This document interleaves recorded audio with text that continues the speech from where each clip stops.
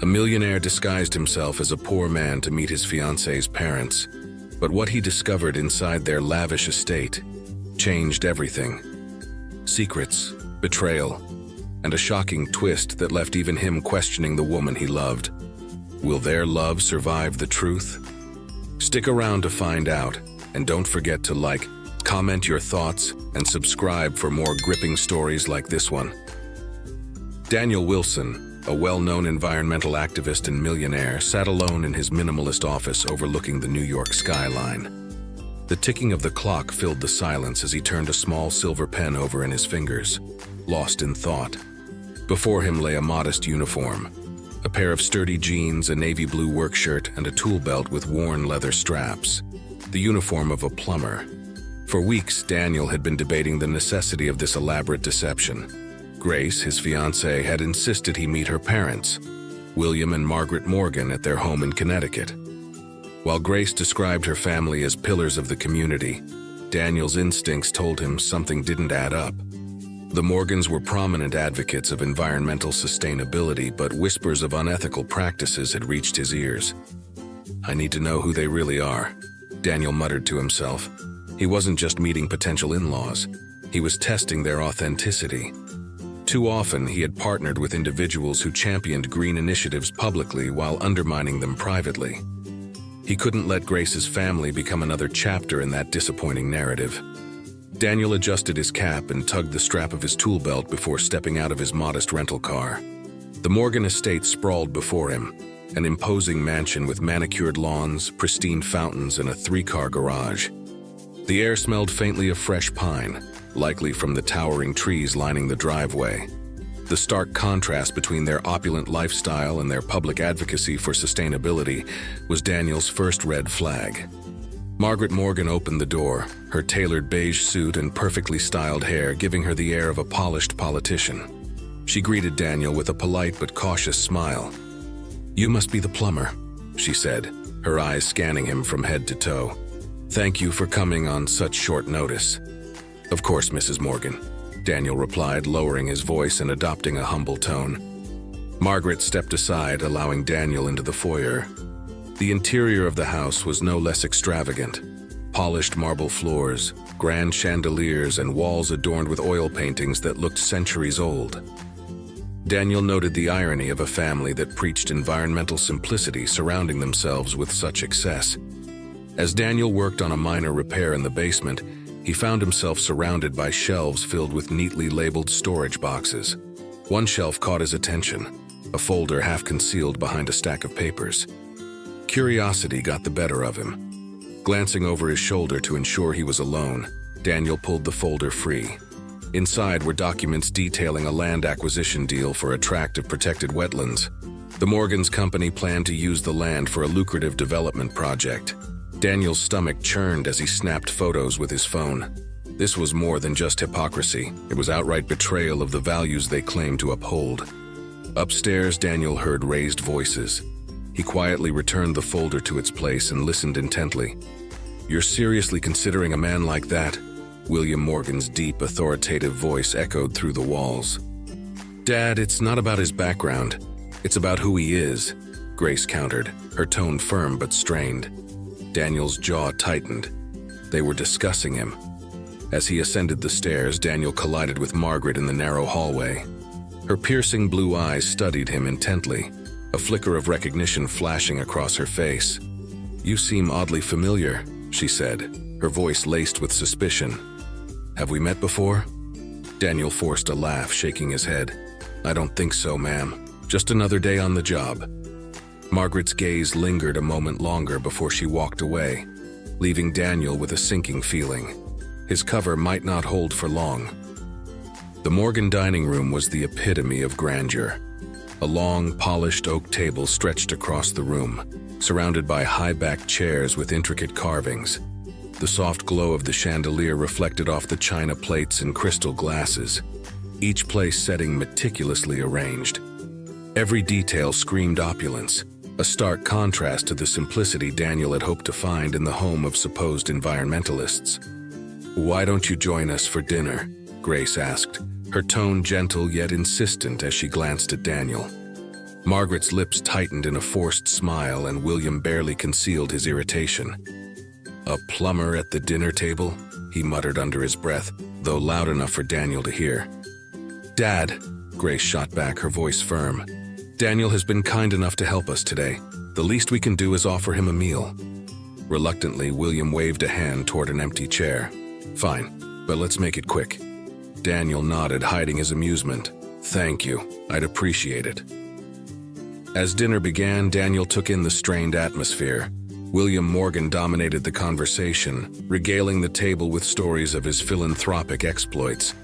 He spoke with an air of self-importance, emphasizing how his charitable efforts had elevated the community. "People don't understand the pressure of wealth," William declared, raising his glass. "It's a responsibility to guide others, to show them what true success looks like." Grace's discomfort was evident as she fidgeted with her silverware. "Dad, maybe we could talk about something else?" she suggested, her voice tinged with exasperation. "Nonsense," William retorted. "This is important. Young people these days are too idealistic, dreamers who think they can change the world without understanding how it works." Margaret, ever the peacemaker, attempted to redirect the conversation. "Grace, how is work going? I heard your latest project received wonderful feedback." Grace's smile returned briefly, but her father interrupted. "Speaking of work, I've been meaning to discuss your fiancé," William said, his sharp gaze turning to Grace. "What exactly does he do again?" Daniel chose his words carefully, maintaining his plumber persona. "I work on a variety of projects, mostly residential." "Residential?" William echoed, his tone dripping with condescension. "An honest trade, I suppose." Margaret glanced nervously toward the adjacent room, where a locked cabinet stood partially concealed by a curtain. Her eyes darted back to the table, but the brief moment didn't escape Daniel's notice. As the meal progressed, Daniel pieced together the family dynamics. Grace was the compassionate heart, constantly trying to mediate between her domineering father and her reserved mother. William, on the other hand, exuded arrogance, using his influence to overshadow any dissent. Margaret, while quieter, seemed to harbor her own secrets, her gaze often drifting toward that mysterious cabinet. When Grace accidentally dropped her napkin near the cabinet, Daniel seized the opportunity. "Let me get that for you," he offered, crouching down. As he reached for the napkin, his fingers brushed against something cold and metallic, a key, barely hidden under the cabinet's baseboard. He palmed it quickly, his heart racing. After dinner, Daniel excused himself, claiming he needed to check something in the basement. Instead, he made his way to the locked cabinet. The house was quiet, the soft hum of conversation from the dining room fading into the background. Using the key, he opened the cabinet to reveal a folder marked "Confidential." His hands trembled slightly as he flipped through the pages, uncovering detailed plans for a project that would destroy acres of protected land. A sudden voice shattered the silence. "What are you doing down here?" Daniel froze, the folder still in his hands. Margaret's voice cut through the heavy silence of the basement. "What exactly are you doing with that folder?" she demanded, her tone sharp but measured. Daniel turned slowly, his heart pounding. He gripped the folder tighter, willing himself to remain calm. I was looking for cleaning supplies," he stammered, feigning embarrassment. "I noticed this folder on the floor and thought I'd put it back." Margaret's eyes narrowed, her skepticism evident. She extended her hand. "Give it to me." Reluctantly, Daniel handed over the folder, careful not to let on that he had already glimpsed its contents. Margaret's movements were deliberate as she locked the folder back in the cabinet, the key dangling briefly from her fingers before disappearing into her pocket.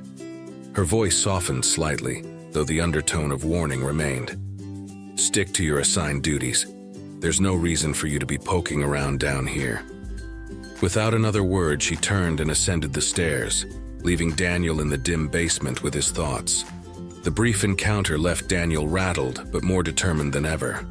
During the exchange, he had caught sight of a key document within the folder, a legal agreement between the Morgans Foundation and a notorious development company infamous for exploiting protected lands. The revelation was both troubling and illuminating, confirming his suspicions about the Morgans' duplicity. He paced the basement, the moral weight of his discovery pressing heavily on him. Exposing the truth would undoubtedly strain his relationship with Grace, yet the thought of allowing such environmental destruction to go unchecked was equally unbearable. The next morning, the Morgan family gathered for breakfast in the sunlit dining room. The table was laden with freshly baked pastries, fruit, and steaming cups of coffee. But the air was thick with unspoken tension. Margaret avoided eye contact with Daniel, her gaze fixed on her plate. William, oblivious to the previous night's incident, dominated the conversation with anecdotes about his business ventures. "Did you hear about the new green initiative our foundation is launching?" William boomed, his tone self-congratulatory. "We're going to revolutionize sustainable development." Grace forced a polite smile but said little, her discomfort palpable. She glanced at Daniel occasionally, seeking reassurance. Sensing her unease, Daniel chose his words carefully when addressing William's boasts. "That sounds ambitious," he said, keeping his tone neutral. William dismissed the comment with a wave of his hand. "Ambition is what separates leaders from dreamers, young man. Remember that." Later, in a rare private moment, Grace and Daniel found themselves alone on the patio. The crisp morning air carried the scent of blooming flowers, but the serenity of the scene belied the tension between them. Grace hesitated before speaking, her voice tinged with vulnerability. "Daniel, I know my parents can be difficult." She paused, searching for the right words. "There's something you should know about them." Daniel leaned forward, his expression gentle but curious. "What is it?" Grace took a deep breath. "When I was younger, I used to idolize them for their work in environmental advocacy. But as I got older, I started noticing things, contradictions between what they said publicly and what they did privately." Her admission hung in the air, a fragile truth finally spoken. "Have you ever confronted them about it?" Daniel asked softly. Grace shook her head, her eyes downcast. "I've tried, but they always deflect. And honestly, I'm scared of pushing them away. They're my parents, flaws and all." Daniel reached for her hand, his resolve hardening. "Grace, you deserve honesty, from them and from me." As the day progressed, Daniel found himself wrestling with the decision of whether to reveal his suspicions to Grace. He wanted to protect her from the fallout, but knew withholding the truth could damage their relationship. His thoughts were interrupted by the buzz of his phone. He glanced at the screen, his stomach sinking as he read the anonymous message. "Leave the Morgans alone if you know what's good for you."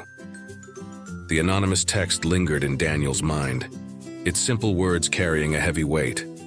"Leave the Morgans alone if you know what's good for you." He stared at the screen, replaying the events of the last few days in his head. The text confirmed his worst fears. Someone was watching him. But who? Was it a member of the Morgan family? Or was there another force at play? Instinctively, he deleted the message, his heart pounding. Grace couldn't know about this, not yet. He needed to figure out the truth before involving her in something that could spiral out of control. As the morning unfolded, Daniel began noticing things he hadn't paid much attention to before. His toolbox, which he had neatly organized, seemed slightly out of order. A black sedan was parked across the street, a car he hadn't seen during his stay. Coincidence? Or was someone leaving breadcrumbs to rattle him? Margaret approached him mid-morning, her perfectly manicured fingers motioning toward the sprawling garden behind the house. "Mr. Smith," she began, using the alias he'd given, "I need your opinion on a potential plumbing issue near the fountain." Daniel hesitated, sensing that her request might have less to do with pipes and more to do with probing his intentions. Still, he followed her through the neatly trimmed hedges and manicured pathways. Margaret stopped near the marble fountain, the sound of trickling water filling the space. "Tell me," she said, her tone casual but her eyes sharp. "How does a man like you find himself in a place like this?" Daniel masked his apprehension with a polite smile. "I go where the work takes me, ma'am. It's not every day you get to work on such a beautiful property." Margaret's smile didn't reach her eyes. "Indeed. But beauty often hides secrets, don't you think?" Her words hung in the air, a veiled threat laced with curiosity. Daniel nodded slightly, careful not to reveal too much. "That's true. But secrets have a way of coming to light, don't they?" Margaret's expression flickered, just for a moment. before she turned away. "Well," she said, her voice tightening, "let's not keep the fountain waiting." As Margaret left him to his task, Daniel's eyes were drawn to the old greenhouse in the far corner of the garden. Unlike the rest of the estate, the structure looked neglected, its glass panes streaked with dirt and ivy creeping over its walls. Curiosity got the better of him. Making sure no one was watching, he approached the greenhouse and pushed open its creaking door. Inside, he found rows of crates marked with the logo of the controversial development company he had seen in the folder, Granite Ridge Enterprises. The air felt heavier as he carefully opened one of the crates. Blueprints for a luxury resort lay inside, detailing plans to build on what appeared to be federally protected wetlands. Daniel's heart sank. This was the proof he needed, but it also made the situation more dangerous. If the Morgans, or whoever was behind the anonymous text, knew he had found this, the stakes could escalate quickly. That evening, as Grace and Daniel sat together on the patio, the tension between them was palpable. Grace looked at him with concern. "Daniel, you've been so distant. Is everything okay?" Daniel hesitated, torn between his love for her and the mounting evidence against her family. "I'm just overwhelmed by all of this," he said, choosing his words carefully. Grace sighed, her eyes filled with a mixture of frustration and sadness. "You can talk to me, you know. I want us to be honest with each other." Before Daniel could respond, William's booming voice interrupted them. "Grace, I need you for a call with Mr. Thompson, now." Grace shot Daniel an apologetic glance before heading inside. Daniel watched her go, guilt gnawing at him. Late that night, as Daniel prepared for bed, a faint rustling sound caught his attention. He turned toward the door, his pulse quickening. A small envelope had been slipped underneath. With trembling hands, he picked it up and opened it. Inside was a photograph of him, taken from a distance, dressed in his plumber's disguise. Scrawled across the bottom were the words, "We're watching." The photograph remained on Daniel's nightstand. Its image burned into his mind. A low-quality snapshot, but unmistakably him, crouched near the cabinet in the basement. Someone had been close enough to capture this, within the Morgan property. The walls seemed to close in around him as he considered the implications. This wasn't just surveillance, it was a message. Daniel's instincts kicked in as he paced the small guesthouse room. Whoever had taken the picture wanted him to feel trapped, but why? Was this a warning to back off, or something more sinister? The realization that the threat was closer than he'd ever imagined sent a shiver down his spine. The next morning, Daniel set to work combing through the house and grounds for hidden cameras or other signs of surveillance. He checked the obvious places, smoke detectors, light fixtures, but found nothing. His paranoia grew with every empty search, leaving him questioning who in the household might be behind this. As he inspected the greenhouse, a chill ran through him. The crates from the previous night were still there, but the space felt different. Shadows seemed to linger too long and the air was unnervingly still. A small sound, a creak, a whisper, made him freeze, his heart pounding. Was he alone? That evening, dinner was a tense affair. The Morgans gathered around their ornate dining table, the air thick with unspoken tension. William, as usual, dominated the conversation, his booming voice filling the room. "Big news," he announced, leaning back in his chair. "We're close to sealing a deal that will redefine our foundation's impact. You're all going to be proud of the work we're doing." Margaret smiled thinly, her eyes darting nervously toward Grace, who looked unimpressed. "And what exactly is this deal, Father?" Grace asked, her tone sharp. William waved a dismissive hand. "Details, my dear, are best left to those of us who understand the complexities of business." Daniel seized the moment, carefully framing his words. It must be challenging to balance philanthropy with business, especially in industries tied to development. How do you manage the environmental concerns? William's smile faltered for a brief moment before he recovered. "Ah, a thinker, I see. Well, Mr. Smith, we operate on the belief that true progress requires a little compromise. It's the only way to make a meaningful impact." Grace's jaw tightened. "And what about integrity? Isn't that worth something?" The table fell silent, William's eyes narrowing as he stared her down. "Integrity," he said slowly, "is about understanding the bigger picture, Grace. something you might grasp one day. Back at the guest house, Grace confronted Daniel. "You're hiding something from me," she accused, her voice trembling with frustration. "I can feel it. You're not being honest." Daniel hesitated, his mind racing. "Grace, I'm just worried. About you, about everything. Your family. They're complicated." "You're worried about my family?" Grace laughed bitterly. "Daniel, you barely know them, and yet you're more interested in them than in me." The words cut deeper than Daniel expected. "That's not true," he insisted.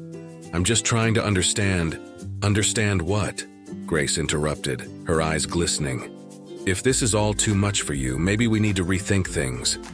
Before he could respond, she stormed out, leaving Daniel alone with his guilt and the photograph on the nightstand. Determined to uncover the truth, Daniel returned to the greenhouse later that night. His flashlight beam cut through the shadows as he examined every corner. That's when he noticed it. A rotting workbench near the far wall. Underneath, a faint outline of a trap door was barely visible. Prying it open, he descended into a dimly lit basement. The air was damp and heavy, the faint smell of mildew mixing with something more chemical. Stacks of crates and boxes lined the walls, labeled with company names and numbers.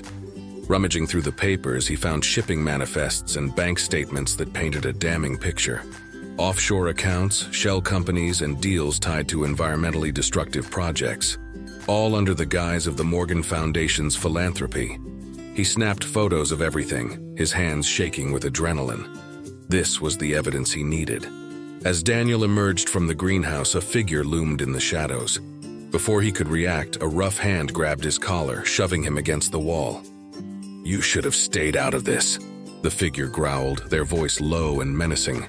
Daniel's heart raced as he struggled to make out the face in the darkness. The grip on Daniel's collar loosened, and the figure stepped back into the dim light of the greenhouse. A rugged man with sharp features and tired eyes stood before him. "You're Daniel Wilson," the man said, his voice low and accusatory. "The environmentalist. What are you doing here, playing plumber?" Daniel's heart pounded, but he steadied himself. "Who are you?" he demanded, brushing off the dust from his shirt.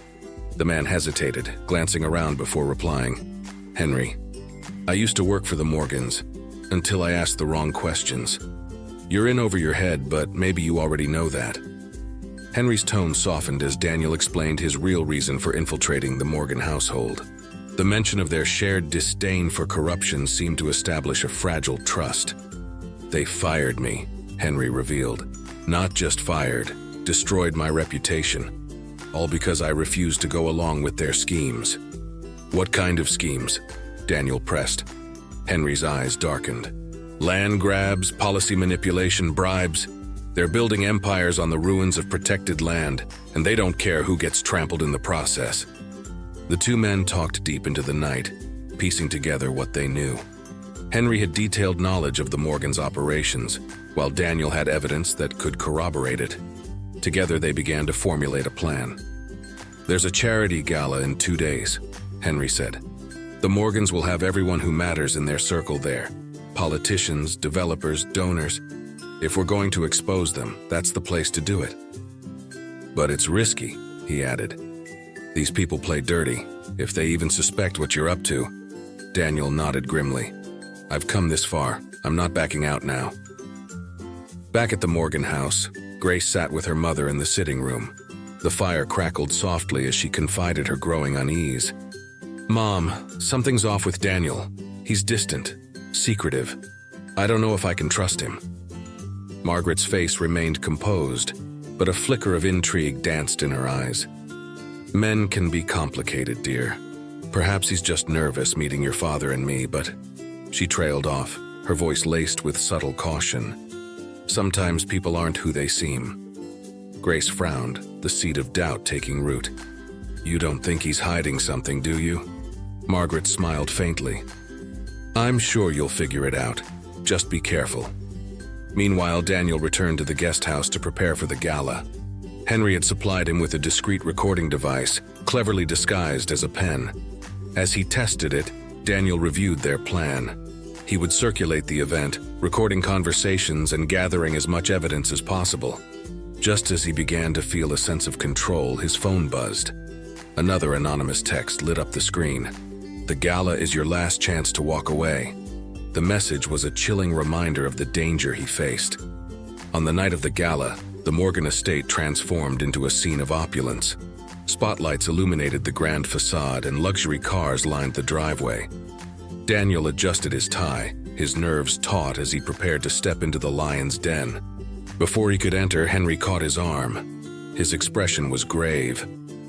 "Daniel," he whispered urgently, "there's something you need to know about Grace. She's more involved in this than you think." Daniel froze, his mind reeling. What could he possibly mean? The Morgan estate shimmered under an array of dazzling lights, its grand facade accentuated by cascading floral arrangements and golden banners welcoming the elite of society. The long driveway was lined with luxury vehicles, and uniformed valets rushed to accommodate the constant stream of arriving guests. Daniel adjusted his rented tuxedo, the faint scent of freshly pressed fabric lingering as he stepped into the opulent chaos. Inside, the estate had been transformed into a dreamlike venue. Crystal chandeliers cast a soft glow over the ballroom where guests mingled with glasses of champagne in hand. The air buzzed with polished laughter and hushed deals, the kind of conversations that Daniel suspected often decided the fates of others. As he entered the ballroom, Grace appeared, her gown flowing like liquid silver. Her smile, radiant as ever, faltered slightly as she approached him. "Daniel, you came. I didn't think these kinds of events were your style." Daniel returned her smile, his tone light but guarded. "Well, I couldn't let you have all the fun. Besides, it's a chance to support you and your family." Grace tilted her head, studying him for a moment before replying, "That means a lot to me." Yet, her eyes hinted at unspoken concerns. Daniel blended into the crowd, moving deliberately yet unobtrusively. His pen, disguised as a recording device, rested securely in his jacket pocket. As he passed groups of guests, snippets of conversation confirmed his suspicions. Discussions of land deals, political favors, and thinly veiled threats masked as jokes. His ears pricked when he overheard William speaking with a sharply dressed man near the bar. "The offshore accounts will be finalized by next quarter," William said, his voice smooth but firm. "All that's left is ensuring the environmentalists stay occupied with distractions." Daniel casually positioned himself nearby, activating his recording pen. The man responded with a nod and a cryptic remark about federal inspectors, but their conversation was cut short when Margaret approached, her smile as composed as her pearls. She ushered William away, leaving Daniel to wonder about her sudden intervention. When Daniel finally found Henry near the back entrance, he wasted no time. "What did you mean about Grace?" he asked, his voice low. Henry hesitated, glancing around before speaking. Before she stepped back, Grace managed one of the foundation's branches. She signed off on deals that funneled money to shady projects. Maybe she thought it was harmless, or maybe she was just following orders. But she's not as clean as you think. Daniel's stomach churned. He wanted to defend Grace, to argue that she couldn't have knowingly contributed to her family's schemes. But doubt crept in, threatening to fracture his trust in her. Determined to learn more, Daniel sought Grace out on the ballroom floor. As a waltz played softly in the background, he extended his hand. "Care for a dance?" Grace hesitated but accepted, her hand slipping into his. The two moved gracefully among the other couples, their steps synchronized even as their conversation grew tense. "I know your family means a lot to you," Daniel began, his tone measured. "But do you ever wonder about the impact of their work?" Grace's grip on his shoulder tightened. "Daniel, what are you trying to say?" "Just curious," he said, feigning casual interest. "You've mentioned wanting to make a difference. Do you think the foundation reflects that?" Grace's gaze dropped momentarily, her voice tinged with regret. "I thought I was helping, but now I see how far they've gone, and I don't know how to stop them." Her words hung in the air, a confession wrapped in helplessness. Daniel felt a pang of empathy but knew it wasn't enough to absolve her complicity. As their dance ended, Daniel noticed William discreetly passing a sealed envelope to a guest in a dark suit. The exchange was quick but deliberate, and Daniel's instincts screamed that it was significant. With a polite nod to Grace, he slipped away, trailing the guest out of the ballroom. The hallway was dimly lit, its ornate sconces casting flickering shadows. Daniel maintained a safe distance, his heart pounding as he prepared to intercept the guest. But before he could act, a large hand gripped his shoulder. He spun around to face a towering security guard whose expression was anything but friendly. "You're not supposed to be here," the guard growled. "Let's take a walk outside." The cool night air pressed against Daniel's skin as the security guard's grip tightened around his arm. "Let's hear it," the man growled, leading him down a secluded path away from the gala. "What were you doing sneaking around?" Daniel kept his face neutral, forcing a nervous laugh. "I got lost trying to find the restroom," he explained, glancing around for an escape. The guard wasn't buying it, his eyes narrowing with suspicion. "You don't belong here," the man said, stepping closer. "Who are you really?" The seconds stretched into eternity as Daniel's mind raced. Spotting a sprinkler valve nearby, he casually shifted his weight, letting his foot tap against it. A moment later, water erupted from the ground, drenching the pair. The guard flinched instinctively, giving Daniel just enough time to slip free and disappear into the shadows. Back inside, the gala's hum of laughter and conversation masked Daniel's hurried steps. He reached the hallway leading to William's private office, his heart pounding as he fumbled with the lock. The tools Henry had given him proved their worth, and with a soft click, the door creaked open. The office was an austere space, its mahogany desk neatly organized, bookshelves filled with volumes on economics and law. Daniel's eyes locked on the safe tucked beneath a framed portrait of William, with several high-profile politicians. With precision, he cracked the safe and uncovered its contents: folders of financial records, contracts, and a leather-bound ledger. His phone's camera clicked repeatedly as he captured evidence of illicit payments and offshore transactions. One document detailed the Morgans' collaboration with a notorious developer to exploit federally protected wetlands under the guise of philanthropic housing projects. Among the papers, a personal letter caught his eye. Addressed to Grace, it revealed a harrowing truth.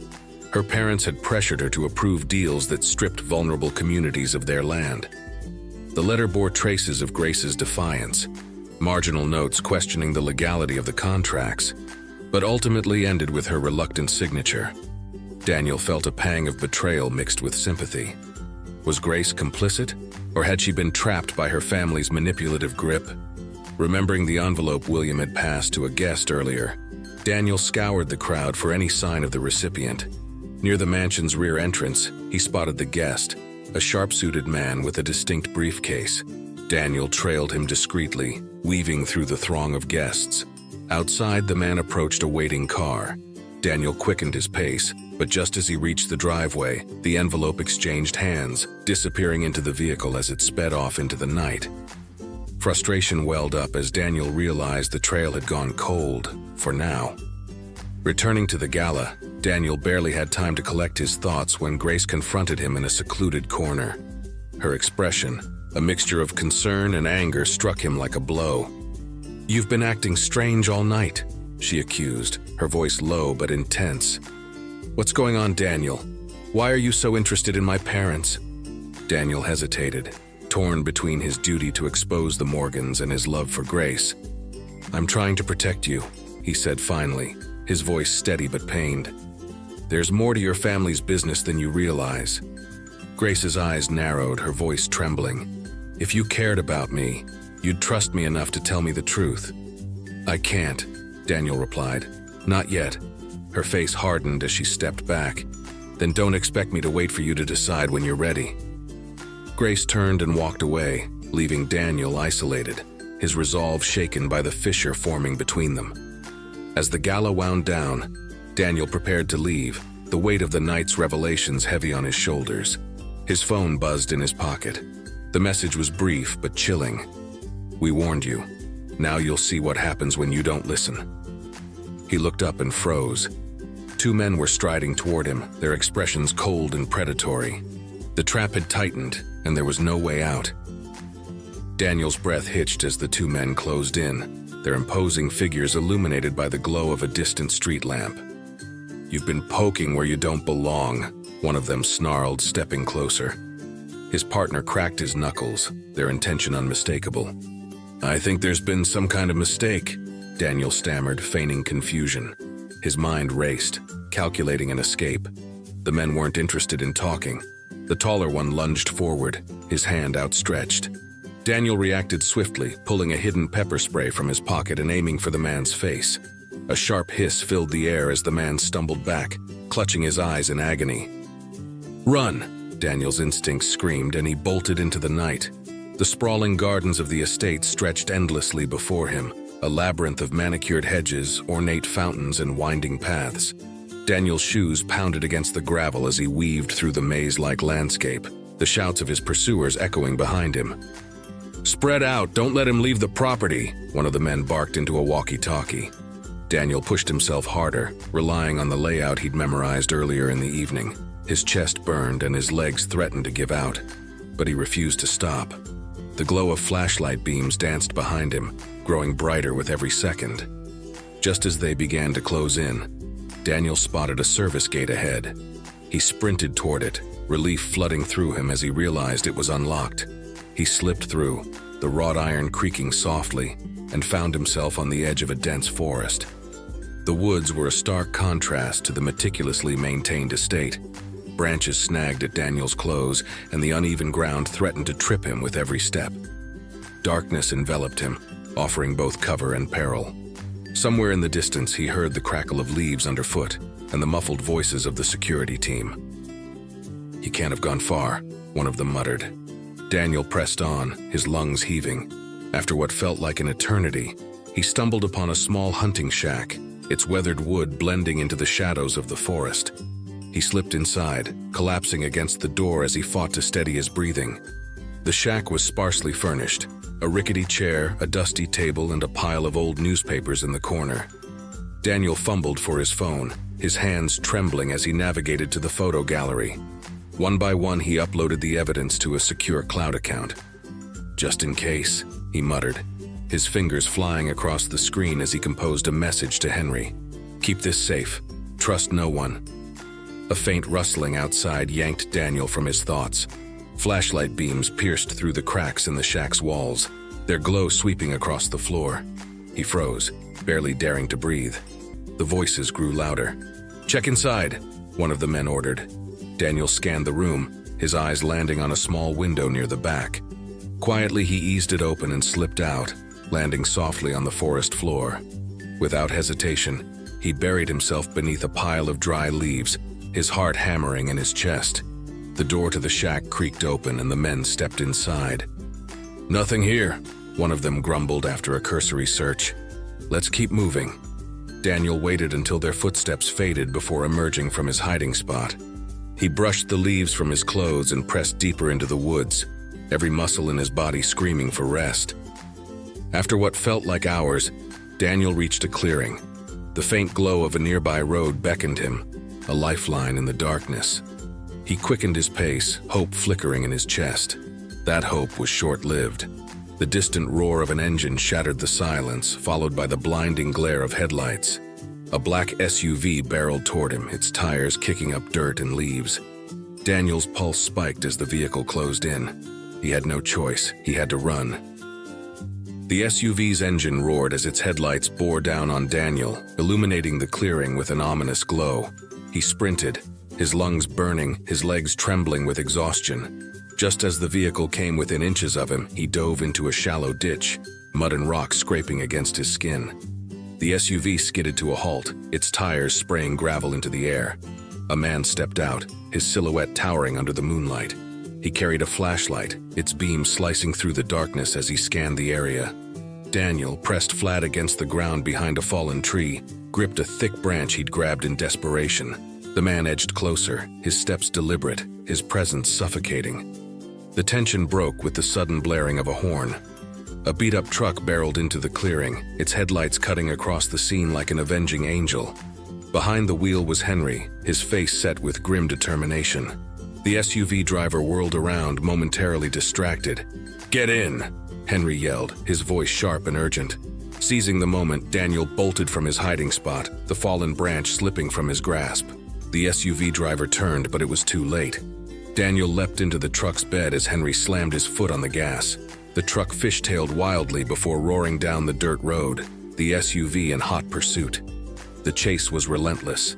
Henry twisted and turned down winding back roads, his knuckles white against the steering wheel.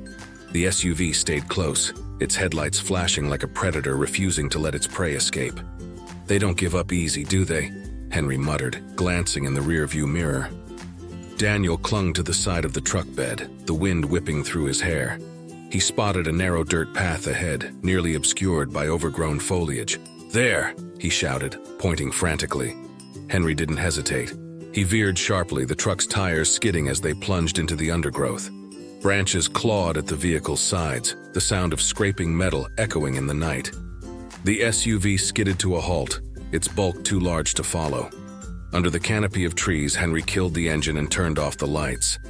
The silence was deafening, broken only by the faint hum of insects and the distant growl of the SUV's engine retreating. Daniel slid out of the truck bed, his body aching from the ordeal. "Thanks," he said, his voice hoarse. "Don't thank me yet," Henry replied, his expression grim. "The Morgans don't let loose ends walk away. This is far from over." They sat on a fallen log, catching their breath. Henry began to share his story, a tale of betrayal and ruin at the hands of the Morgans. "I used to believe in their cause," he said, his voice thick with bitterness. "I thought they were really making a difference. But it's all a facade. They'll do whatever it takes to protect their empire." Daniel listened, his resolve hardening with every word. "We need to expose them," he said firmly. "I have evidence, photos, documents. It's enough to take them down." Henry nodded. "We'll need more than that. The Morgans have connections, judges, police, even politicians. If we're going to do this, we need to be smart." They began to formulate a plan. Henry knew of a former Morgan accountant who had turned whistleblower, someone who might provide the smoking gun they needed. "He's in hiding," Henry said. "But I think I can arrange a meeting." Daniel agreed. "I'll reach out to some journalists I trust. If we can get this story out, we might stand a chance." Their moment of determination was interrupted by the buzz of Daniel's phone. He glanced at the screen, his stomach dropping at the sight of the message. "You think you're safe? Think again." Attached was a photograph of Grace, sitting alone in her bedroom, her expression serene and unaware. A chill ran down Daniel's spine. She was being watched. Henry leaned over, his face darkening as he read the message. "They're sending a message," he said quietly. "They want you to know they're always one step ahead." Daniel gritted his teeth, his fear morphing into fury. "Then we'll have to be 2 steps ahead," he said, his voice steady. "For Grace, and for everyone else they've hurt." The diner was quiet, nestled at the edge of a lonely highway with only the occasional truck rumbling by. Daniel sat in a booth near the back, his eyes scanning the entrance. Henry sat across from him, his posture tense as he clutched a steaming cup of coffee. Sylvia Carter was late, and every passing second only heightened their anxiety. "She'll show," Henry muttered, more to himself than Daniel. And then she did. Sylvia entered the diner cautiously, her eyes darting to every corner of the room. She was a slight woman in her early 50s, her face lined with stress. She spotted Henry and Daniel, hesitating briefly before making her way over. "Henry," she greeted him with a strained smile before turning her attention to Daniel. "And you must be the one causing all this trouble?" Daniel offered his hand. "Daniel Wilson, thank you for meeting us. I know the risk you're taking." Sylvia sat down, folding her hands tightly on the table. "You'd better make this worth it," she said, her voice low. "I've already lost everything once because of them. I won't survive it a second time." Henry leaned forward. "We're not just talking anymore, Sylvia. We're taking action. With your help, we can finally bring them down." Sylvia's resolve wavered, but after a long moment, she nodded. "All right," she whispered. "Here's what I know." For the next hour, Sylvia laid bare the Morgans' corruption. She spoke of shell companies, offshore accounts, and illicit deals that funneled millions from illegal mining operations and smuggling. She slid a folder across the table containing copies of contracts, payment records, and coded spreadsheets. "They paid off inspectors, lawmakers, even judges," Sylvia explained, her voice trembling. "They have an entire network dedicated to covering their tracks." Daniel flipped through the documents, his chest tightening. This was the kind of evidence that could destroy the Morgans, but it also painted a target on everyone in that diner. Sylvia's voice cracked as she recounted her own downfall. When I refused to sign off on a particularly egregious deal, they planted fake evidence and accused me of embezzlement. I lost my job, my home, everything. Tears welled in her eyes, and Daniel placed a hand on hers. "This ends now," he said firmly. "You've done the right thing coming forward." Sylvia managed a weak smile.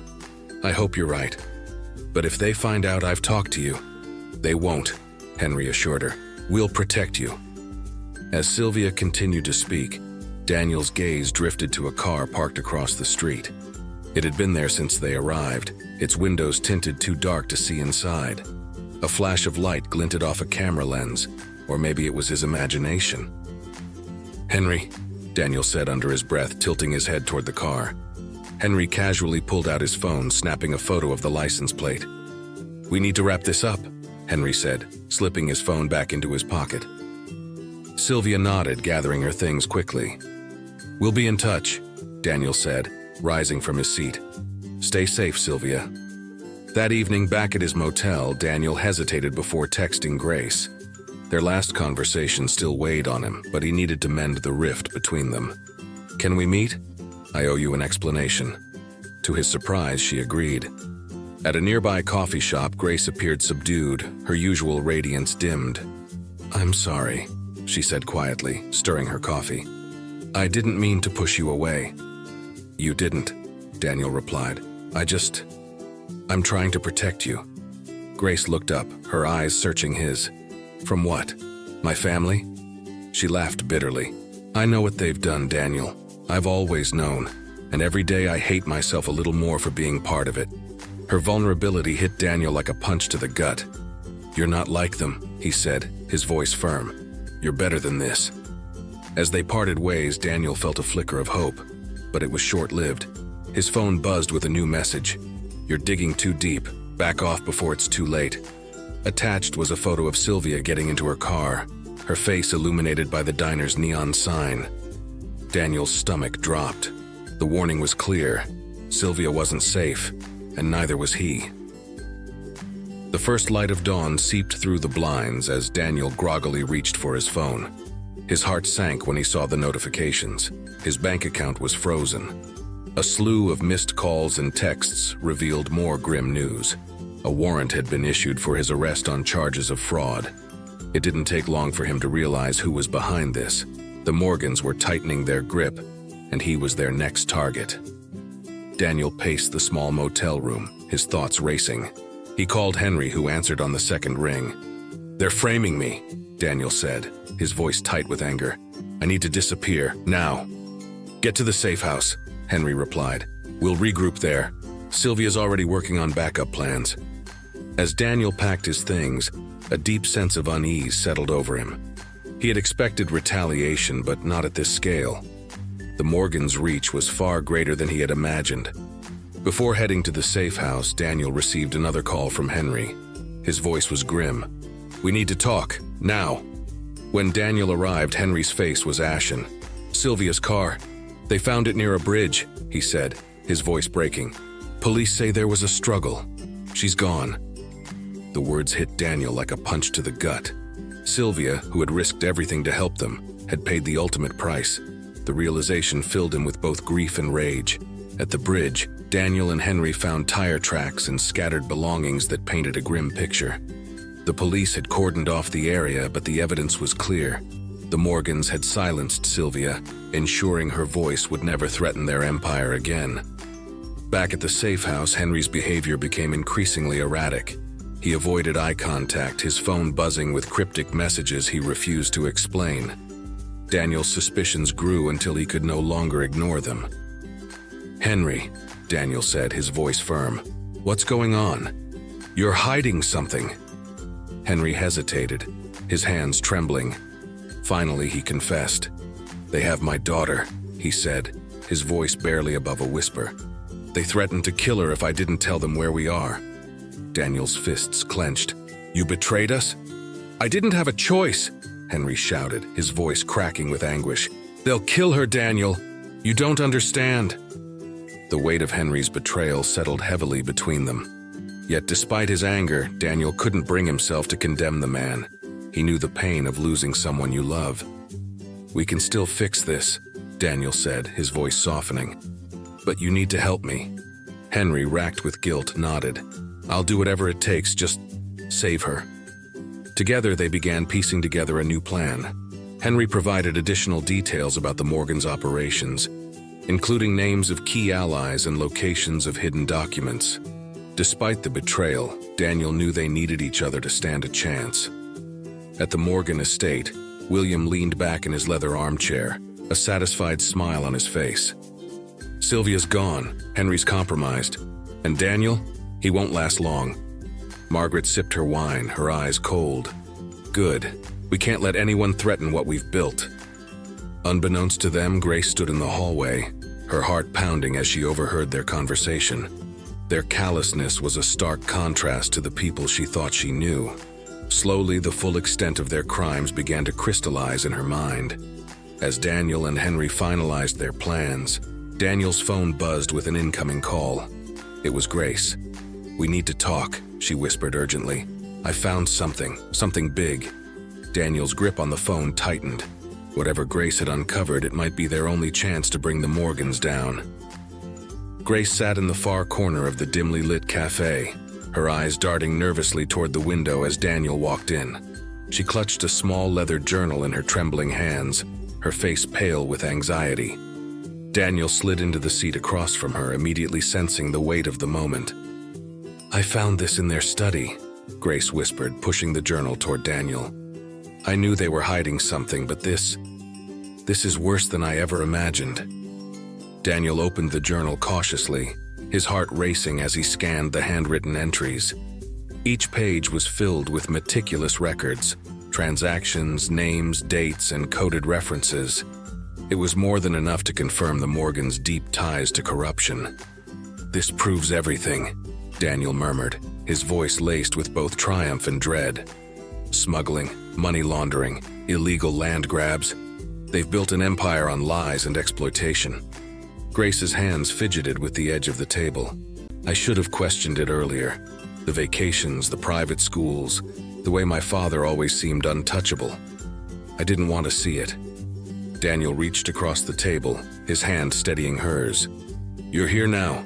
That's what matters." As Daniel continued flipping through the journal, the scope of the Morgans' influence became horrifyingly clear. There were bribes to high-ranking officials, evidence of falsified environmental reports, and proof of land deals that displaced entire communities.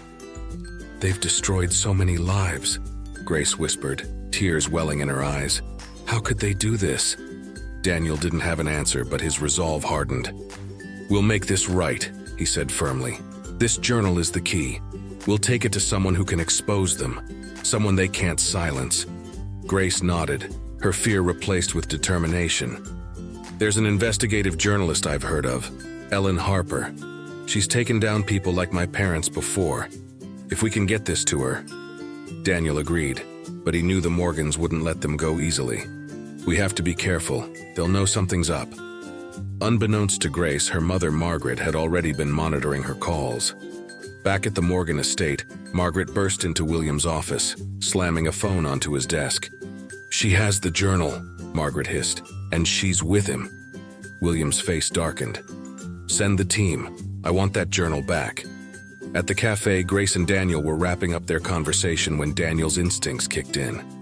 He noticed a black SUV parked across the street, its windows tinted and engine idling. "We're being watched," he said under his breath. Grace froze, her eyes wide. "What do we do?" "Follow me," Daniel said, grabbing the journal and leading her out the back door. They wove through a maze of alleys, Daniel using his knowledge of the area to keep them one step ahead of their pursuers. The SUV roared to life, its tires screeching as it took off in their direction. Daniel and Grace ducked into an abandoned warehouse, their breaths ragged as they crouched behind a stack of crates. For a brief moment, silence filled the warehouse.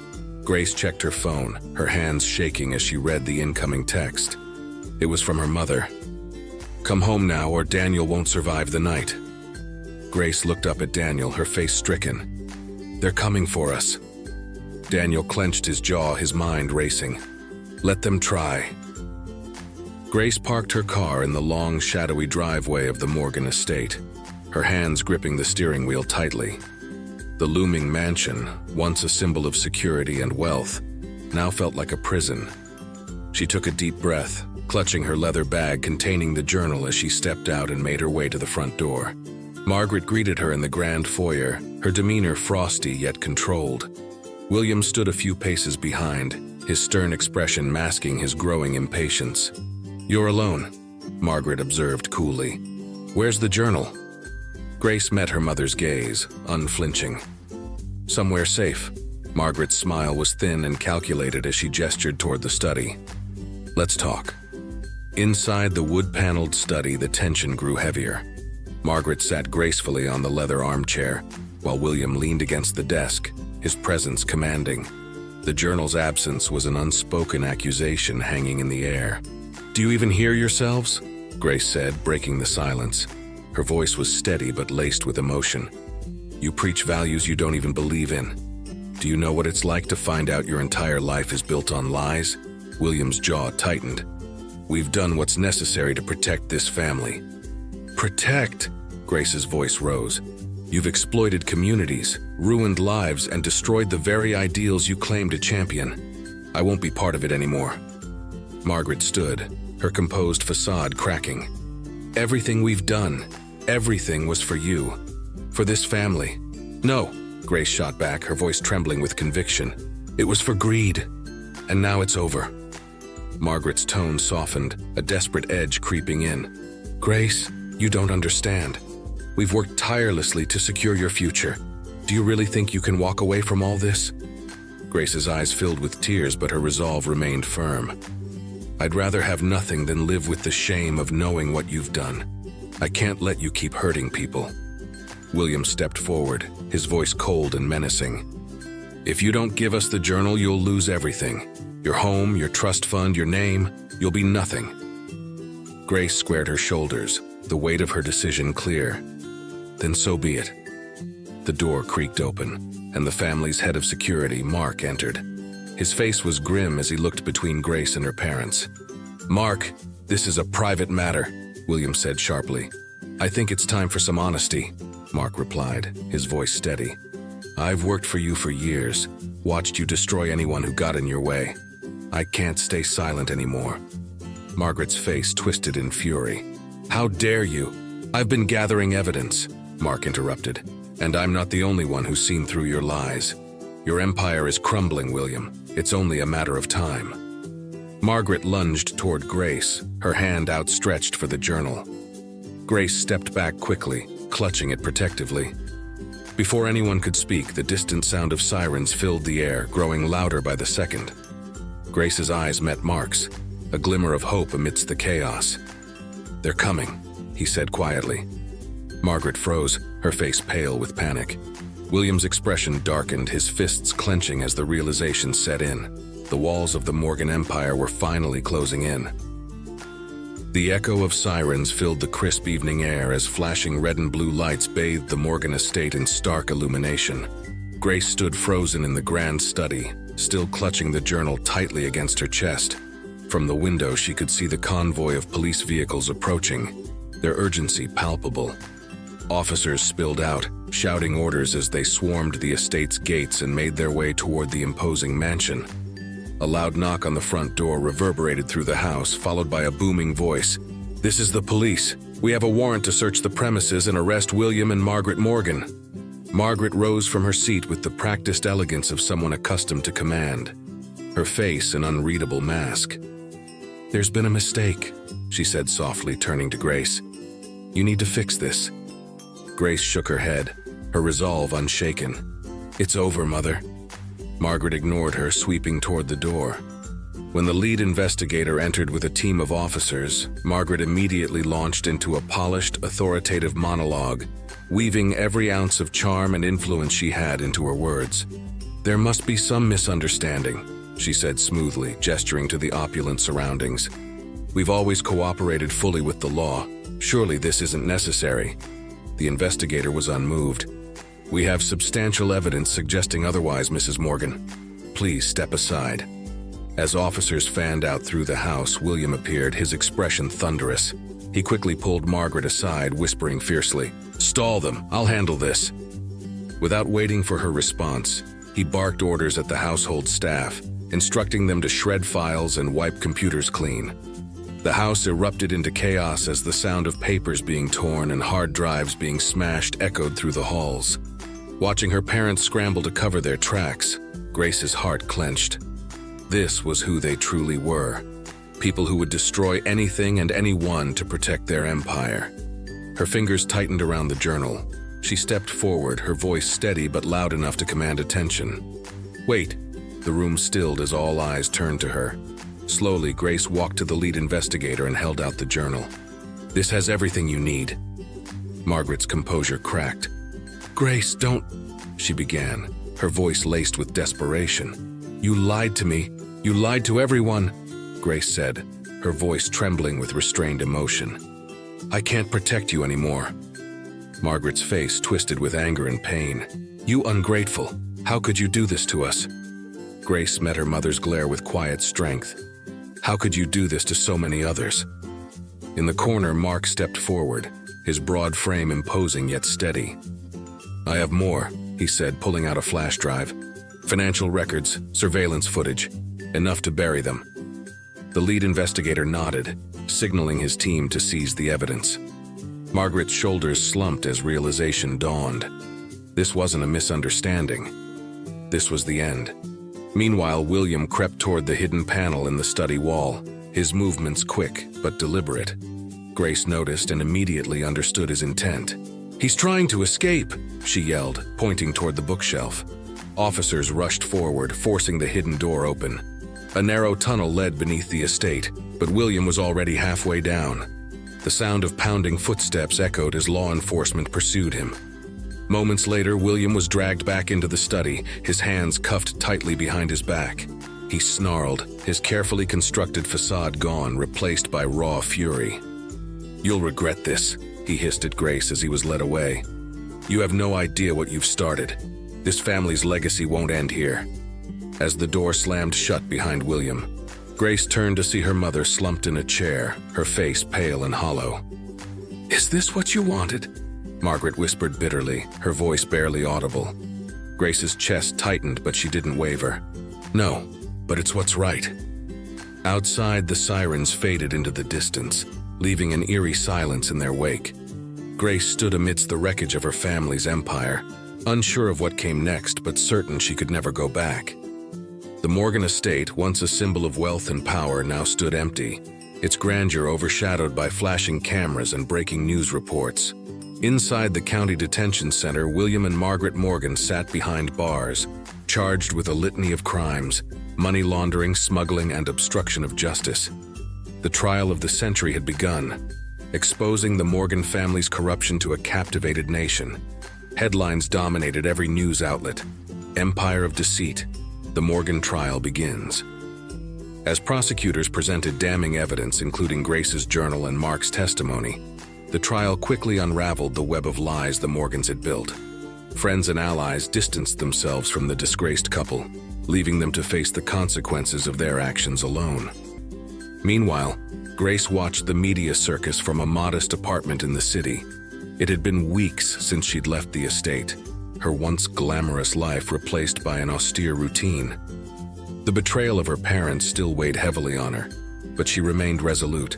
This was the only path to redemption. Grace found herself abandoned by her social circle. Invitations to exclusive galas and charity events vanished, replaced by whispered gossip and public condemnation. She had traded her privileged life for solitude, knowing that the decision to expose her parents came with a cost. Her new apartment was far removed from the luxury she was accustomed to. A small, sparsely furnished one-bedroom overlooking a noisy street. She welcomed the simplicity, using it as a blank slate to rebuild her identity. Yet at night, the loneliness crept in, forcing her to confront the echoes of a life she had willingly left behind. Amidst the chaos, Daniel emerged as a constant in Grace's life. Despite the strain their relationship had endured, he stood by her side, offering reassurance when doubts threatened to overwhelm her. "You did the right thing," he reminded her one evening as they shared takeout on her tiny kitchen table. "It's not easy, but the world needs people like you. People willing to stand up for what's right." Grace smiled faintly, her gratitude unspoken but evident in her eyes. Together, they began piecing their lives back together, finding solace in their shared commitment to justice. As Daniel revisited the journal, he noticed cryptic references to offshore accounts and unnamed associates. The entries hinted at a broader network, one that extended beyond the Morgans and their immediate circle. This revelation reignited his determination to dig deeper. "We're not done," he told Grace, spreading the journal and his notes across her kitchen counter. "This isn't just about your parents. There's more to uncover, more people who need to be held accountable." Grace nodded, her resolve strengthening. "Then we'll finish what we started." With Daniel's encouragement, Grace agreed to a televised interview. Sitting across from a seasoned journalist, she spoke candidly about her parents' crimes and her decision to come forward. "It wasn't an easy choice," she admitted, her voice steady despite the cameras. "But silence would have made me complicit. I couldn't live with that."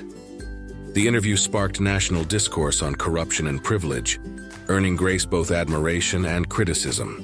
Some hailed her as a hero for her courage, while others vilified her for betraying her family. Grace accepted both reactions, knowing she had chosen the harder but more honorable path. Late one night, as Grace reviewed the journal for any overlooked details, her phone buzzed with a new email. The subject line read, "You don't know the full story. Meet me if you want to learn the truth." Her pulse quickened as she opened the message. Attached was a single location, a remote warehouse on the outskirts of town. Daniel glanced over her shoulder, his brow furrowing. "It's a trap." Grace looked at him, determination glinting in her eyes. "Maybe, but it's a chance we have to take." The warehouse loomed in the darkness, its rusted metal walls casting eerie shadows under the pale moonlight. Grace parked her car a few yards away, her hands gripping the steering wheel as her nerves threatened to overwhelm her. The journal lay on the passenger seat, a symbol of the betrayal and chaos that had consumed her life. With a deep breath, she grabbed her flashlight and stepped out, determined to uncover the truth behind the cryptic email. The air inside the warehouse was damp and cold. Grace's footsteps echoed as she cautiously made her way through rows of empty crates and discarded machinery. Every creak of the floorboards sent her heart racing. She tightened her grip on the flashlight, its beam cutting through the darkness to reveal a lone figure standing at the far end of the room. The man introduced himself as Victor Hayes. His face, lined with age and weariness, betrayed a life marred by regret. Victor's eyes locked onto Grace's, searching for something, perhaps trust, or perhaps a sign that she was different from her parents. "I knew your parents well," he said, his voice gravelly yet resolute. "At least I thought I did until they left me to rot." Victor recounted how he had once been a trusted associate of the Morgans, managing their international dealings, but when a deal went south, William and Margaret had framed him to protect their empire. His bitterness was palpable, but beneath it lay a desire for redemption. Victor pointed to a weathered briefcase on the floor and opened it to reveal stacks of documents. "These," he said, gesturing to the papers, "are the missing links, proof of your parents' ties to a global network of corruption. Offshore accounts, cartel money, even political bribes. It's all here." Grace's breath hitched as she scanned the documents. Names of officials, wire transfers, and coded messages painted a grim picture of the Morgans' reach. "This goes beyond my parents," she whispered. Victor nodded. "Their empire is just one cog in a much larger machine. If you want to take them down, you'll need more than this. You'll need the ledger." Before Victor could explain further, the warehouse doors burst open. Armed men flooded the room, their flashlights cutting through the darkness. Grace froze as chaos erupted. Outside, Daniel had been watching from his car, his instincts on high alert. When he heard the commotion, he bolted inside, his heart pounding. Spotting Grace and Victor cornered by the assailants, he grabbed a rusted pipe and charged, shouting to draw their attention. Gunshots rang out as Daniel and Grace ducked behind a stack of crates. Victor tried to shield the briefcase, but the attackers overwhelmed him. "Run!" he yelled, thrusting a piece of paper into Grace's hand before being dragged away. Daniel grabbed Grace's arm, pulling her toward the exit. They darted through the maze of crates, the armed men in pursuit. The warehouse was a labyrinth of shadows and obstacles, and every turn felt like a dead end. But Daniel's determination was unwavering. Finally, they burst through a side door into the open air. Daniel's car was parked nearby, and they sprinted toward it. As they sped away, Grace looked back, her chest tightening at the sight of Victor being shoved into a van. His voice echoed in her mind. "Don't trust anyone. Find the ledger." Back at Daniel's apartment, the two sat in tense silence. Grace opened her hand to reveal the slip of paper Victor had given her. Scrawled across it was a partial map and 3 words: Red Bluff Safe House. "What does it mean?" Grace asked, her voice trembling. Daniel's eyes narrowed as he studied the map. "It means this isn't over, not by a long shot." The map spread across the table seemed unassuming at first glance. Just a rough sketch of roads and trails leading into the dense wilderness of Red Bluff. But for Grace and Daniel, it was a lifeline, guiding them to the safe house where they hoped to uncover the ledger that could dismantle the criminal network. Daniel traced a finger along the jagged path marked on the map. "This road here," he murmured, "looks like it hasn't been used in years. If the safe house is as hidden as Victor said, it's the perfect place for them to store sensitive documents." Grace nodded, gripping the journal tightly in her hands. "It's a long shot, but it's all we've got." The journal's notes aligned with Victor's claims, referencing Red Bluff as a meeting point for the network's key players. If the ledger existed, it was likely there. The stakes had never been higher, but so too was their resolve. As Grace packed her bag, she paused to glance out the window. The city skyline shimmered in the distance, a stark contrast to the turmoil that had upended her life. Her parents' betrayal, the collapse of her privileged world, and the looming danger had reshaped her in ways she never imagined. "I used to think our family stood for something good," she said softly, her voice tinged with both sorrow and determination. "Now, I see the truth." Daniel placed a reassuring hand on her shoulder. "What you're doing now, it's brave. You're taking the wreckage they left behind and building something meaningful." A faint smile crossed her lips. "I just hope it's enough." The drive to the mountainous outskirts of the city was long and tense. The winding roads seemed to stretch endlessly, flanked by towering pines that cast ominous shadows in the fading light. Grace kept glancing in the rearview mirror, half expecting to see a black SUV tailing them. "We need to be ready for anything," Daniel said, breaking the silence. "If they know we're coming, they won't hesitate to stop us." Grace nodded. "I know, but this has to end." As the miles ticked by, their conversation turned to the future. Grace spoke of creating a foundation to support whistleblowers and advocate for systemic reforms. "If we can prevent even one more person from going through this," she said, "it'll be worth it." The safe house was nestled in a clearing, its weathered exterior blending seamlessly with the surrounding forest. Heavy locks and security cameras hinted at its importance, but Daniel's experience as an investigative journalist gave them an edge. With a few deft maneuvers, they bypassed the locks and slipped inside. The cabin's interior was Spartan but functional, with a desk, filing cabinets, and a small safe tucked into one corner. Daniel and Grace worked quickly, scouring every inch for the ledger. Their efforts were rewarded when Daniel pried open a hidden compartment beneath the floorboards. Inside lay a trove of incriminating materials, ledgers detailing money laundering, photographs of high-profile figures at secret meetings, and coded messages revealing the scope of the network's operations. As Grace sifted through the documents, a folded note slipped out of one of the ledgers.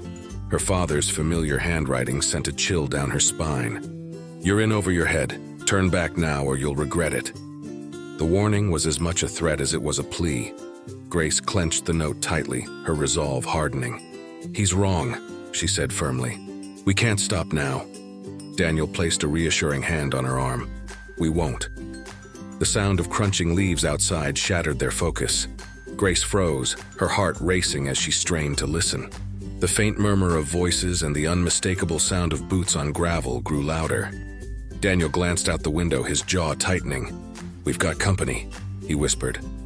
Grace stuffed the documents into her bag, her hands trembling. "What do we do?" Daniel grabbed a flashlight and motioned toward the back door. "We move, now!" The shadows outside the cabin grew longer as the footsteps closed in, setting the stage for a confrontation they couldn't avoid.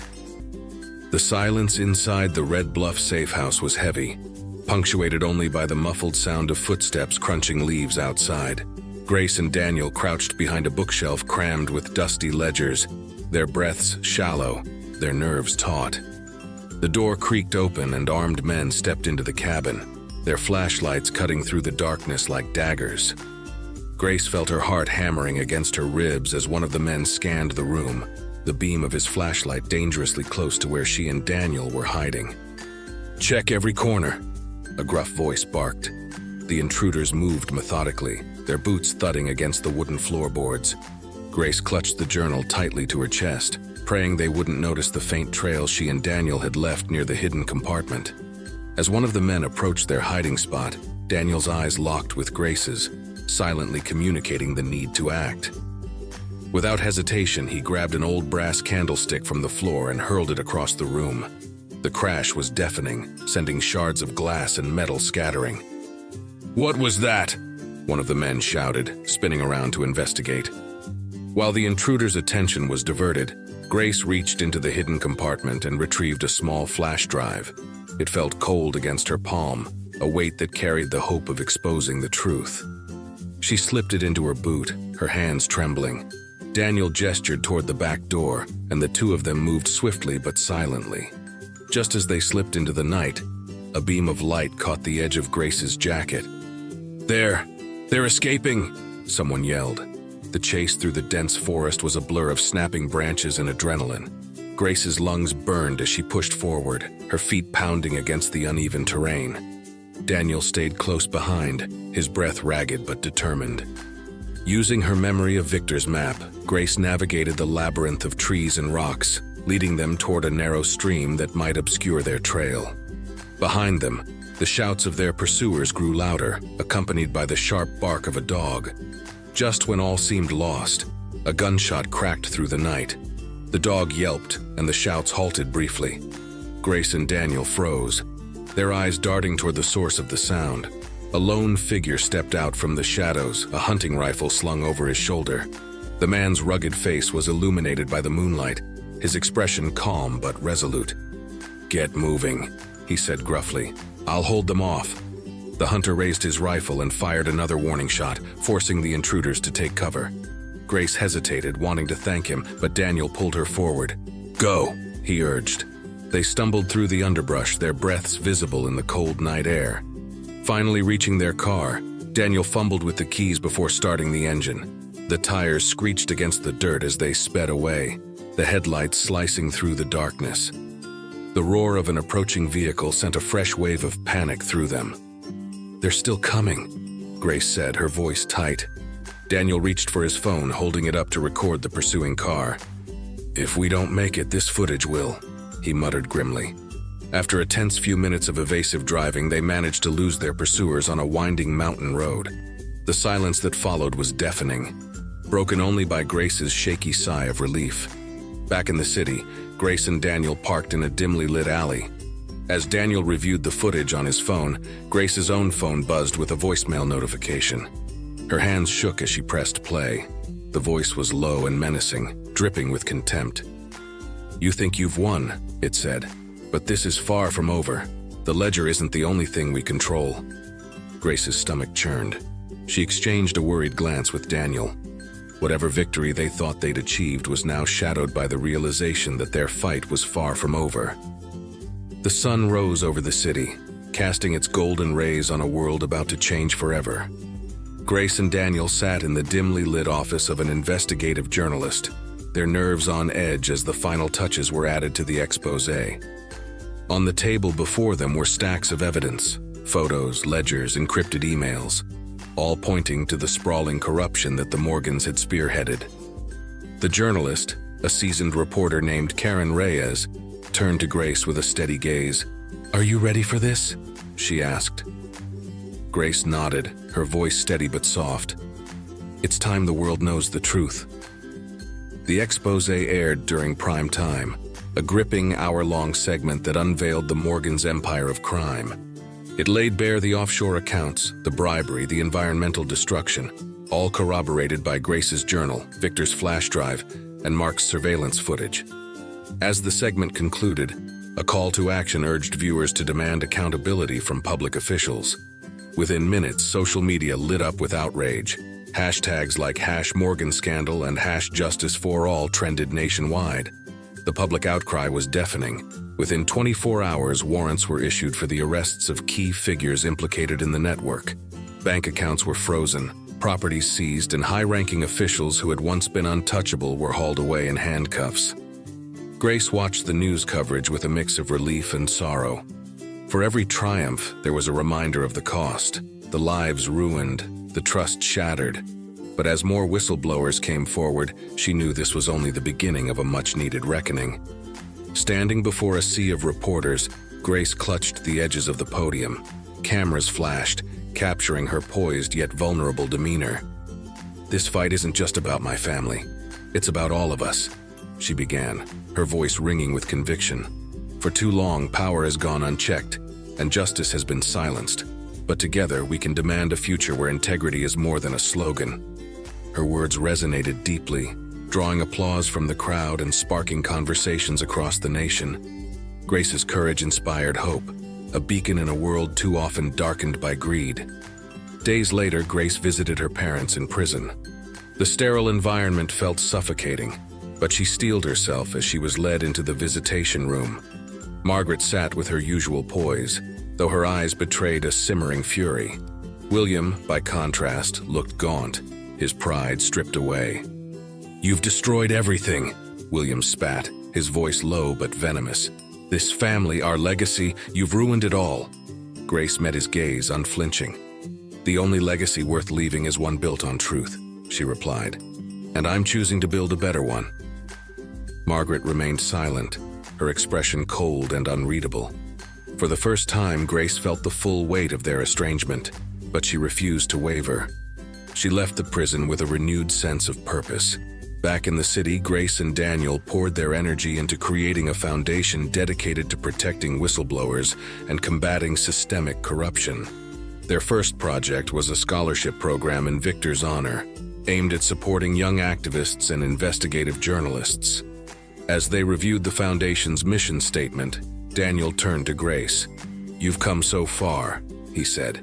"This, what we're building, it's going to make a real difference." Grace smiled, the first genuine smile she'd felt in weeks.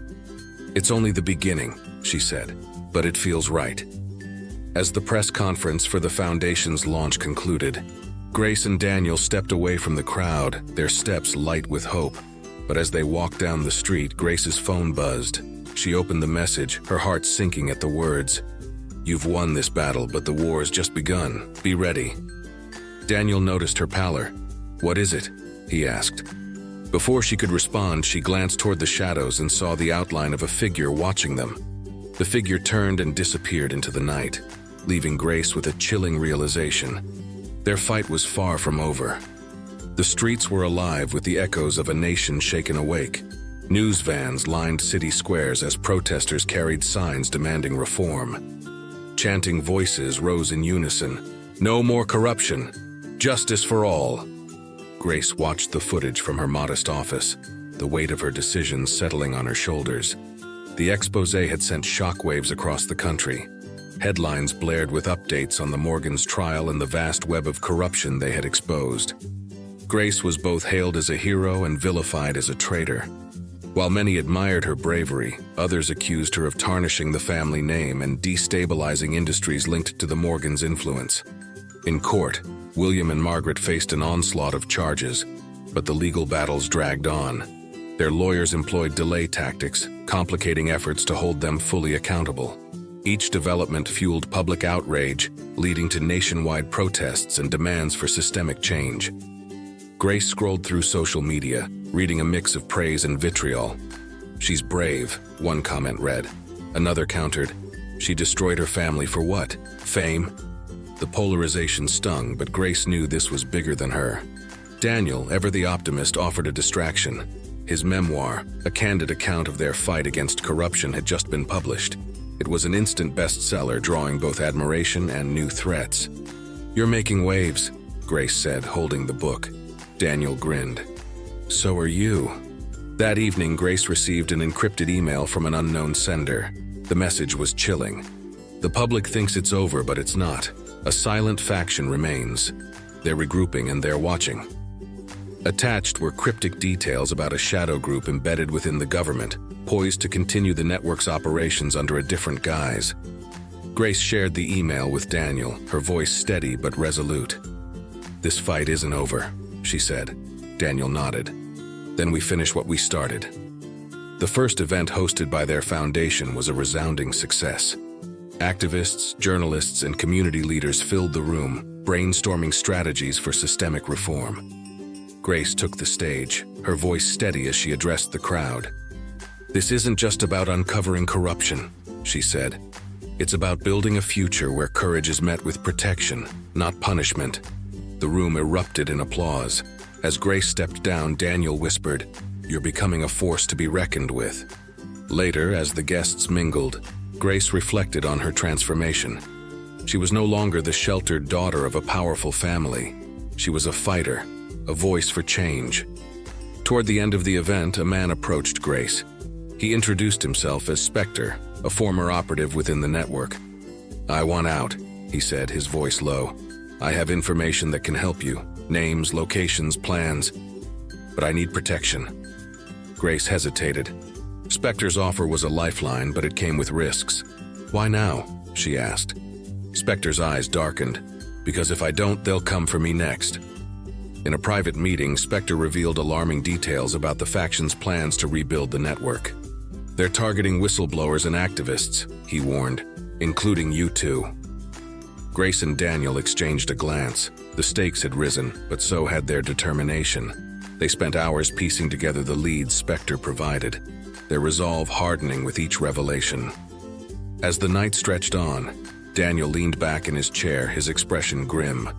"If we don't act now, they'll erase everything we fought for." Grace's phone buzzed. Another email, this time with an ominous subject line. "Your move." The air in Grace's office was heavy with tension.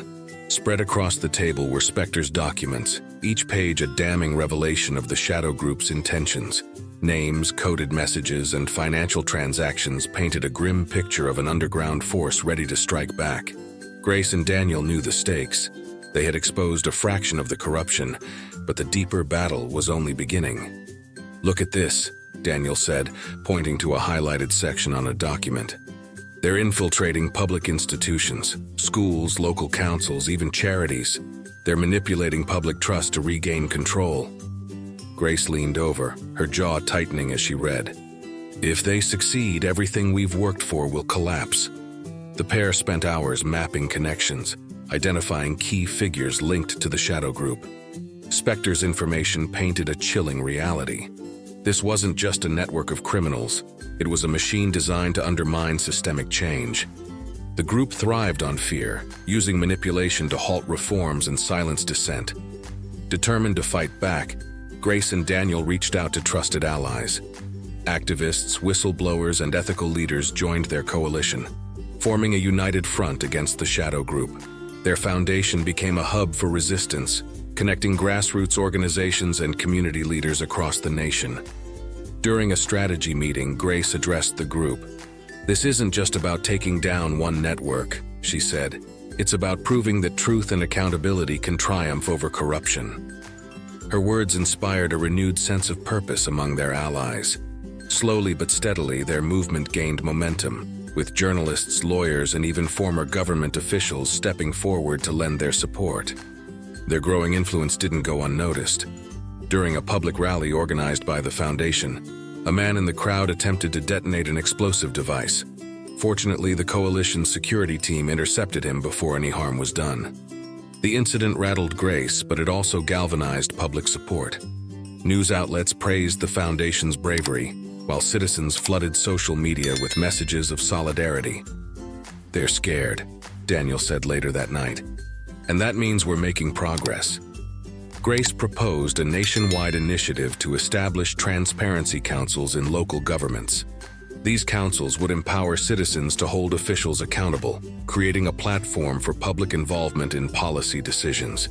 The initiative gained traction quickly, with several states expressing interest in adopting the model. However, not everyone was supportive. Politicians tied to the shadow group launched smear campaigns, painting Grace as a reckless idealist and accusing her of destabilizing the system. Undeterred, Grace doubled down on her efforts, meeting with community leaders to build grassroots support. "They can't stop us if the people stand with us," she said during a televised interview. Her resolve sparked a wave of activism, with citizens across the country demanding greater transparency and accountability. Amid the chaos, Daniel received word that he'd been nominated for a prestigious journalism award. It was an honor he'd dreamed of for years, but he declined the nomination. "This isn't about me," he told Grace. "If I accept, it'll shift the focus away from the mission." Grace admired his selflessness but struggled with her own doubts. "Am I putting you and everyone else in danger by continuing this?" she asked one night. Daniel took her hand. "You're fighting for something bigger than yourself. That's never easy, but it's always worth it." The next morning, a courier delivered a small package to the foundation's headquarters. Inside was a single note, written in bold black letters. "We know where to find you. Stop now or pay the price." Grace stared at the note, her resolve unshaken but her heart heavy. Daniel placed a hand on her shoulder. "They're desperate," he said. "That's when they're the most dangerous." As they planned their next steps, the camera cut to a figure in a dark alley carrying a burning torch. The flame flickered, casting ominous shadows on the walls, a stark reminder that the fight for justice was far from over. As Grace and Daniel take their fight to the next level, their journey reminds us of the power of truth and the courage it takes to stand against corruption. This story isn't just about uncovering hidden crimes. It's about resilience, accountability, and the belief that one voice can inspire many. In a world often shadowed by greed and manipulation, the courage to demand justice and transparency becomes a beacon of hope for us all. What would you have done in Grace's position? Could you stand up to those closest to you, knowing the risks involved? Or would the fear of losing everything hold you back? Let us know your thoughts in the comments below. Your perspective might inspire someone else to reflect on their own values and choices. If you found this story meaningful, don't forget to like, share, and subscribe to our channel. By doing so, you'll ensure you don't miss our next story, where we'll explore another tale of courage, redemption, and the pursuit of justice.